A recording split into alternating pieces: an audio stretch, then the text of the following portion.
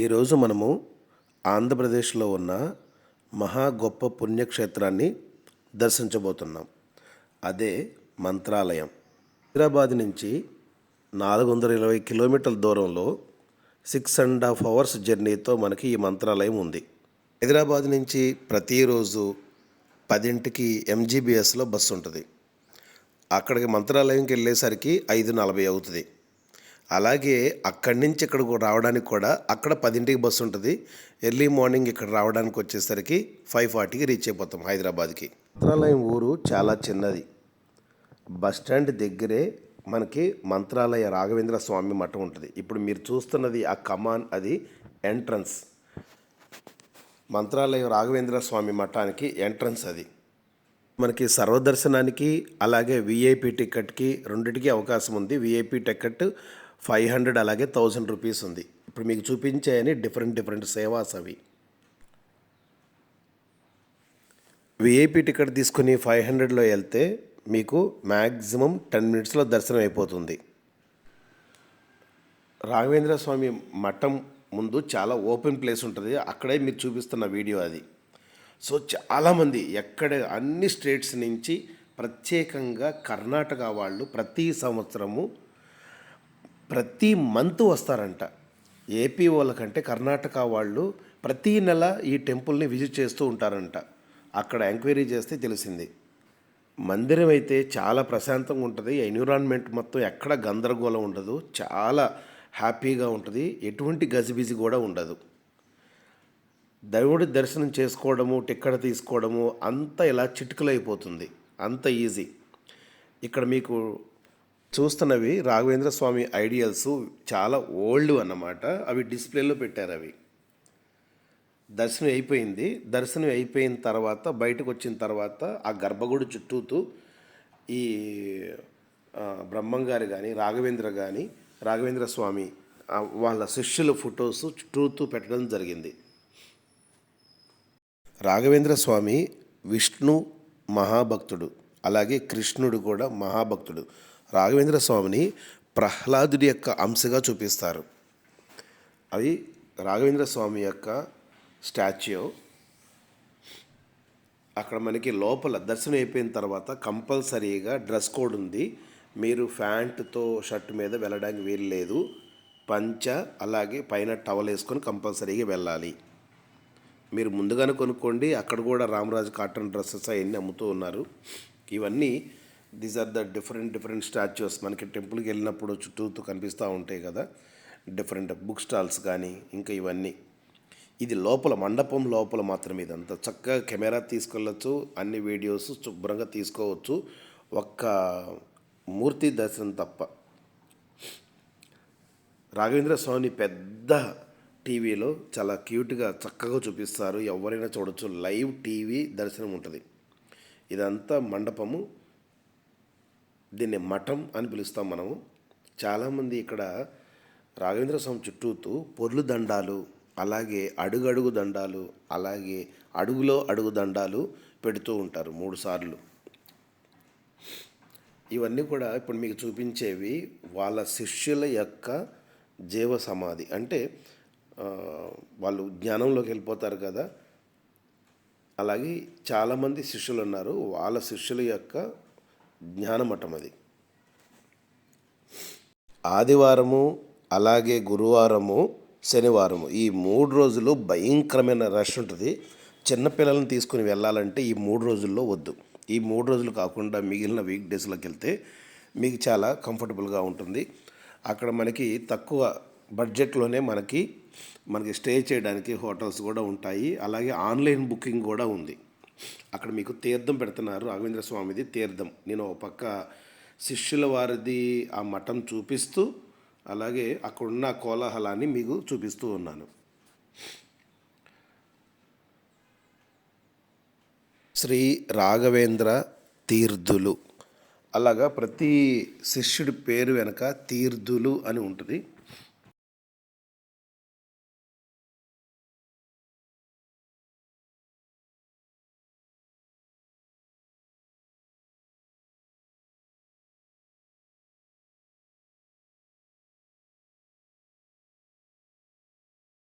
మూల విరాట్ యొక్క ఈ గర్భగుడిని మనకి కెమెరాలో పెట్టి డిస్ప్లే చేస్తున్నారు, అందరికీ కనిపించేటట్టుగా.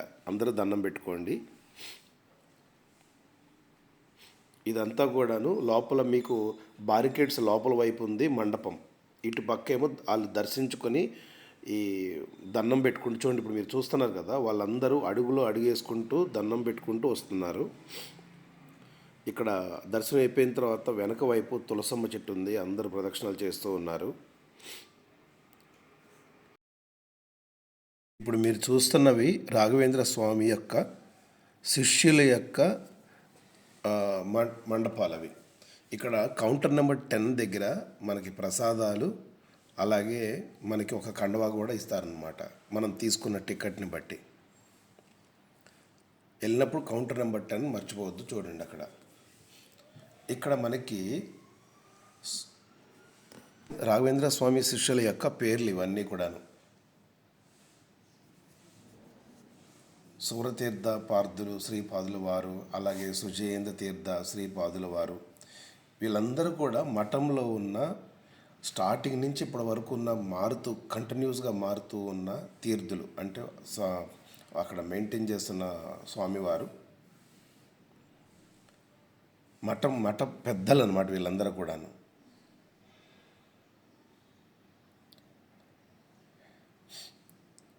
ఇదంటే మండపం. ఇక్కడ మండపం బ్యాక్ సైడే మనకి సుబ్రహ్మణ్యేశ్వర స్వామి ఈ 2 పాములు కలిసి ఉన్నవి చాలా హండ్రెడ్స్లో ఉన్నాయి. అక్కడ అందరూ దండం పెట్టుకుంటున్నారు. చాలా స్పెషల్గా ఉంది. ఒకే చోట ఇన్ని ఉండడం అనేది చాలా స్పెషల్ అనిపించింది. పూజ అయిపోయింది, మొత్తం దర్శనం అయిపోయిన తర్వాత అలిసిపోయి అటు కలిపి 2 నిమిషాలు అలా కూర్చున్నాను అనమాట.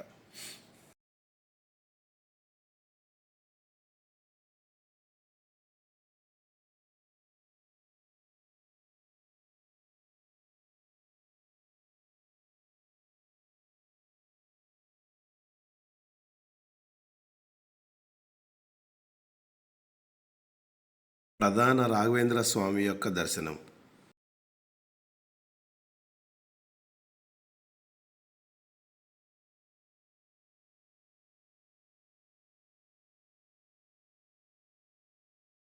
టెంపుల్ మనకి ఆంధ్రప్రదేశ్కి అలాగే కర్ణాటకకి బోర్డర్లో ఉండడం వలన తెలుగులో ఉంటుంది, ఇంగ్లీష్లో ఉంటుంది, అలాగే కన్నడ భాషలో కూడా ఉంటుంది అన్నమాట. ఇది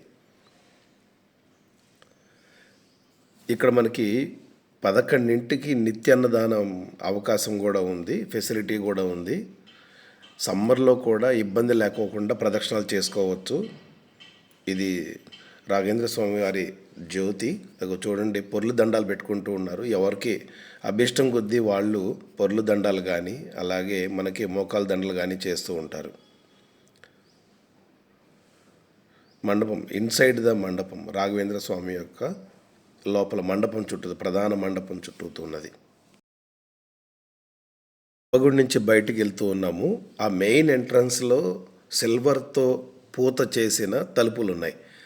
ఇక్కడ ప్రతి చోట రామాయణం, భారతం, అలాగే మనకి భాగవతం అన్ని యొక్క స్టోరీల్ని బొమ్మల రూపంలో, అలాగే స్వామివారిది 7 కొండల వారి స్వామివారిది దర్శనాలు రూపాలు, వాసుడి యొక్క అన్ని అవతారాలు మనకి తలుపు మీద చెక్కడం జరిగింది.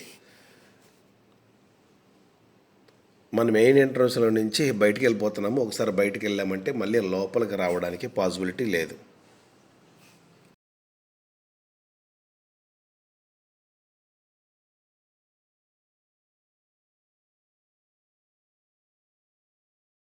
కనిపించేది మఠం బయటికి వెళ్ళంగానే ఆ మఠం చుట్టూతూ ఉన్న మీకు ఆ ప్రహరీలో మీకు చిన్న చిన్న బొమ్మలు కనిపిస్తూ ఉన్నాయి. అవన్నీ కూడాను రామాయణం కానీ భారతం యొక్క చిన్న చిన్న ప్రతి బిట్ని మనకి చెక్కడం జరిగింది.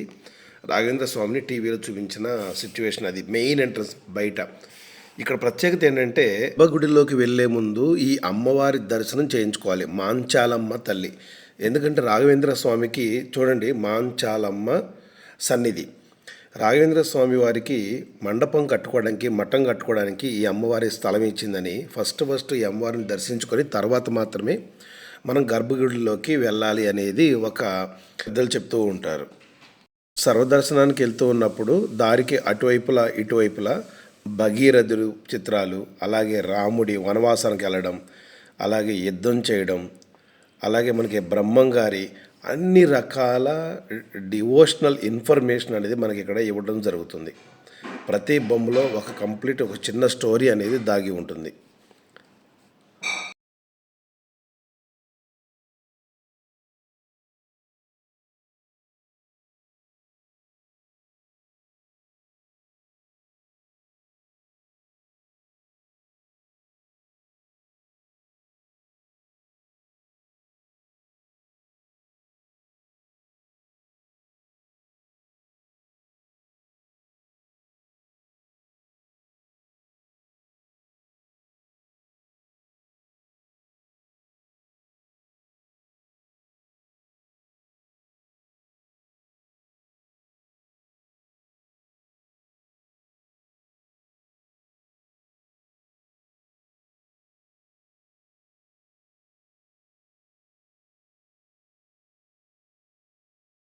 దర్శనం అయిపోయింది. ఇంక మండపం నుంచి వెళ్తూ చివరిసారిగా ఒక సెల్ఫీ తీసుకున్నాను.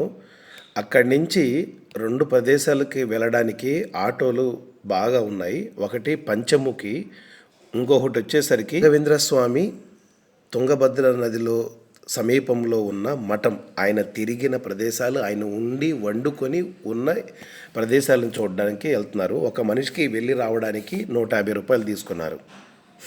ఇక్కడి నుంచి రాఘవేంద్ర స్వామి మఠం నుంచి అక్కడికి 30 కిలోమీటర్ల దూరంలో ఉంది. అది వెళ్ళాలనుకుంటే ఆటో వాళ్ళు పంచముఖి అని అరుస్తూ ఉంటారు. దాన్ని బట్టి మనకు అర్థమవుతుంది. రోడ్ల విషయానికి వస్తే రోడ్లు అయితే అస్సలు బాగోలేదు, చాలా ఇబ్బంది. పంచముఖి ఆంజనేయ స్వామిని దర్శించుకున్నాము. 1000 సంవత్సరం నాటిది స్వామి స్వయంభూ. చాలా బాగుంది, అద్భుతంగా ఉంది, మోస్ట్ పవర్ఫుల్. ఇవి కంపల్సరీ దర్శించుకోండి. రాఘవేంద్ర స్వామి దర్శనం కంపల్సరీ చదువుతున్న ప్రతి స్టూడెంటు, ప్రతి మనిషి కంపల్సరీ దర్శించుకోవాలి. ఎందుకంటే జ్ఞానం వస్తుంది. జ్ఞానం కోసమైనా సరే మనం ఒక గురువుని దర్శించుకోవాలంటే రాఘవేంద్ర స్వామి దర్శనం చేసుకోవాల్సిందే. ఆ ఫోటోలో ఉన్నది మనకి పంచముఖి ఆంజనేయ స్వామి యొక్క నిజస్వరూపం. ఎక్కడుంటే అక్కడ కోతులు ఉంటాయి కదా, కోతులు ఆడుకుంటూ ఉన్నాయి. అక్కడ దర్శనం అయిపోయింది. అక్కడి నుంచి రాఘవేంద్ర స్వామి యొక్క నిజ లొకేషన్కి, ఆయన ఉన్న లొకేషన్, ఆయన తిరిగిన ప్రదేశాలు, ఆయన మఠానికి వెళ్తున్నాం, కుటీరానికి వెళ్తున్నాం, తుంగభద్ర నది తీరాన.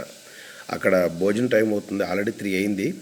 అక్కడ నిత్యాన్నదానం ఉంటుందంట, చూడాలి. ఇక్కడ రోడ్డుకి ఇటువైపులా ఎక్కువ మనకి కూరగాయలు, అలాగే వరి ఎక్కువ బాగా పండిస్తున్నారు. వరి, పత్తి బాగా ఉంది. వరి కోతకి అయిపోయింది.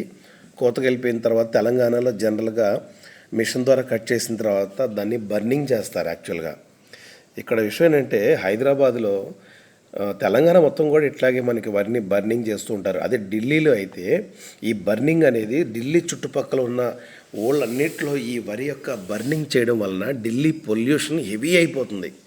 కానీ మనకి ఏపీలో మనకి ఇలా బర్నింగ్ తక్కువ ఉంటుంది బాగా. అంటే వాటన్నిటిని నీట్గా కోసి గేదెలకి వేస్తూ ఉంటారు, క్యాటిల్స్కి పెడుతూ ఉంటారు పాడికి. కానీ తగలబెట్టడం అనేది తక్కువ. కానీ చుట్టుపక్కల అయితే సిటీ బాగా మారుమూల ఉన్నట్టుంటుంది, బాగా అన్డెవలప్డ్. చూడండి రోడ్లు ఎలా ఉన్నాయి చూడండి. ఘాట్ రోడ్డు మొత్తము ఓన్ వెహికల్స్లో చాలామంది వస్తున్నారు. ఇక్కడి నుంచి మీకు కంప్లీట్గా పచ్చిక బయలు ఉంటాయి. కంప్లీట్గా పొలాలు, టోటల్గా మనకి పొలాలే కనిపిస్తూ ఉంటాయి. కనువు చూపు మేర వరి పంట కనిపిస్తుంది, అలాగే కూరగాయలు కనిపిస్తూ ఉంటాయి. ఇక్కడ నుంచి ప్యూర్ పల్లెటూరు ఎన్విరాన్మెంట్ కనిపిస్తుంది. ట్రాక్టర్లు కానీ, అలాగే దానికి దున్నడానికి కావలసిన పనిముట్లు, ఆ ఇల్లు చూడండి, కట్టడాలు. ఎక్కడ మీకు అపార్ట్మెంట్ కల్చర్ అంటూ ఉండదు, ఇండిపెండెంట్ హౌసెస్ మాత్రమే ఉంటాయి. కావాలంటే చూడండి, వీళ్ళకి ఎటువంటి ఇబ్బంది ఉండదు, ఎటువంటి పెద్ద పెద్ద కంపెనీలు లేవు, వాటి మీద డిపెండ్ అయ్యేది లేదు. కంప్లీట్గా పొలాల మీద డిపెండ్ అవ్వడమే, దాని క్రాప్ మీద, పత్తి అమ్మి ఆ డబ్బుల మీద ఉండటము, హ్యాపీగా ఉంటారు. అంగన్వాడీ ఉన్నాయి, ఆ పాప చూడండి ఎంత హ్యాపీగా ఆడుకుంటుందో. అలా పిల్లలు తిరుగుతూ ఉంటారు, ఎటువంటి కల్మషం లేకోకుండా హ్యాపీగా అన్యోన్యంగా ఉంటారు. ఇవన్నీ తెలుస్తుంది కదా మనకి. పొలం దున్నడానికి కావలసిన యూనిట్స్ అవి, పనిముట్లు. అపార్ట్మెంట్ కల్చర్ ఎక్కడ ఉండదు. అన్ని ఇండిపెండెంట్ హౌసెసే. దగ్గరగా వస్తూ ఉన్నాము, రాఘవేంద్ర స్వామి మఠానికి దగ్గరలో ఉన్నాము. రోడ్లు అయితే అస్సలు బాగోవు. చాలామంది ఓన్ వెహికల్స్లో వస్తూ ఉంటారు. చిన్న చిన్న షాపులు ఉంటాయి అంతే, వాటితోనే ఉంటారు. పిల్లలు హ్యాపీగా ఆడుకుంటూ ఉంటారు.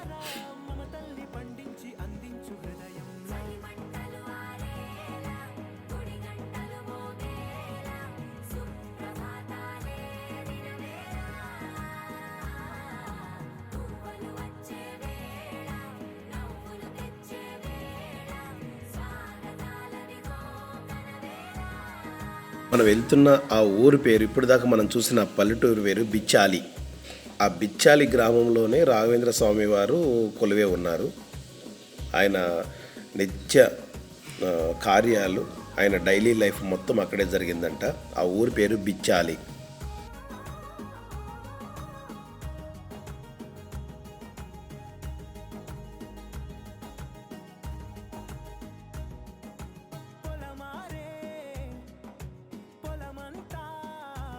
ప్రెగ్నెంట్ వాటర్ మీద గ్రీన్గా ఉంది కదా, అదే స్పైర్లైనా, అదే సింగిల్ సెల్ ప్రోటీన్. దాన్ని మనం యాక్చువల్గా ఈ మధ్య సాఫ్ట్వేర్లు అందరూ దీన్ని కల్చర్ చేసి ఫామ్ చేసి అమ్ముతున్నారు కూడా, పిచ్చి డబ్బులు సంపాదిస్తున్నారు స్పైర్లైనా మీద.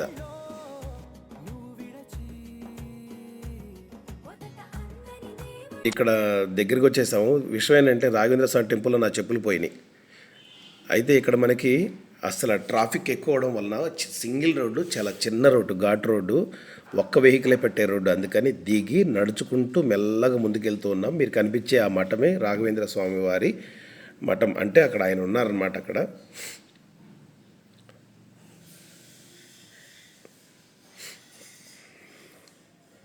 అక్కడ దగ్గరలో టెంపుల్, అది ఆ టెంపుల్ ఏముందంటే చూడండి, బిచ్చాలమ్మ అమ్మవారు, బిచ్చాలమ్మ అమ్మవారి టెంపుల్ అది చాలా ఇప్పుడు చాలా కట్టారు. ఒక 100 years బ్యాక్ అసలు ఎలా ఉంది అంటే, అది రాఘవేంద్ర స్వామి వారు దర్శించేవాళ్ళంట.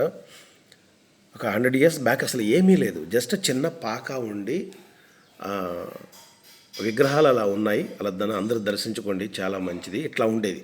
ఇట్లా ఉన్న దాన్ని ఇప్పుడు మనం చూసిన టెంపుల్ బిచ్చాలమ్మ ఓల్డ్ టెంపుల్. ఆ బిచ్చాలమ్మ ఓల్డ్ టెంపుల్ ఇద్దరికి ఎలా ఉందో చూడండి, ఇప్పుడు ఎలా ఉందండి. అంటే డెవలప్ చేశారు కొంచెం బాగా.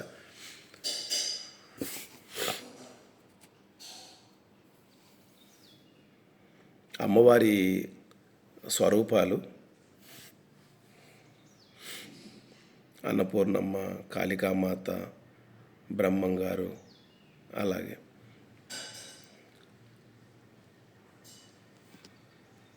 చాప దర్శనంలో ఉంది. ఇది ఇప్పుడు మీరు చూసేది బ్రహ్మంగారు ఉన్న కుటీరం. ఇక్కడ ఇదే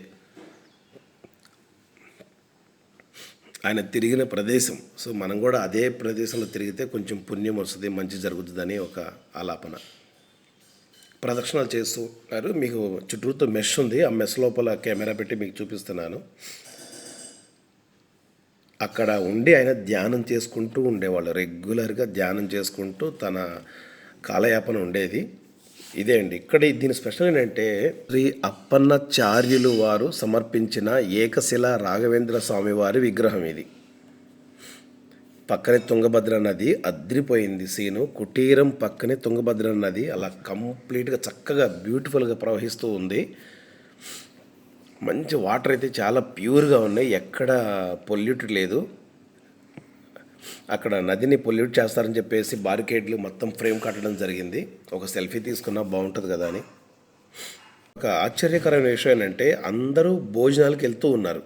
అయితే నాకు తెలియక వేరే రూట్లో ఆ టెంపుల్కి అన్నదానం కోసం రాంగ్ రూట్లో వెళ్ళాం. అది మెయిన్ రూట్ ఏమో అనుకొని వెళ్తే అనుకోకుండా నాకు భోజనం దొరికింది. చాలామందికి భోజనం దొరకలేదు, అదృష్టం అనుకోవాలి అంతే. అందరు క్యూలో నుంచున్నారు. క్యూలో నుంచి భోజనం పెట్టించుకుంటాను. నేను ఆల్రెడీ తింటున్నాను కూడా. నేను ఆల్రెడీ చాలా బాగుంది. సాంబార్ అన్నం, జస్ట్ సాంబార్ అన్నం ప్రసాదం లాగా తినాలంతే. అయిపోయింది, టోటల్ ఎవ్రీథింగ్ అయిపోయింది. నైట్ అయిపోయింది, రెడీ టు మూవ్. ఇక్కడంతా షాపింగ్ కాంప్లెక్స్ కూడా ఒక మఠంలా కట్టారు. నేను షాపింగ్ కాంప్లెక్స్ నుంచి మెయిన్ ఎంట్రన్స్ నుంచి లాంగ్ వ్యూలో స్వామివారి మఠానాన్ని ఫోకస్ చేస్తూ ఫొటోస్ తీస్తూ ఉన్నా. ఓం రాఘవేంద్ర స్వామియే నమః. ఈ మంత్రం అక్కడ ప్రతిధ్వనిస్తూనే ఉంది 24/7.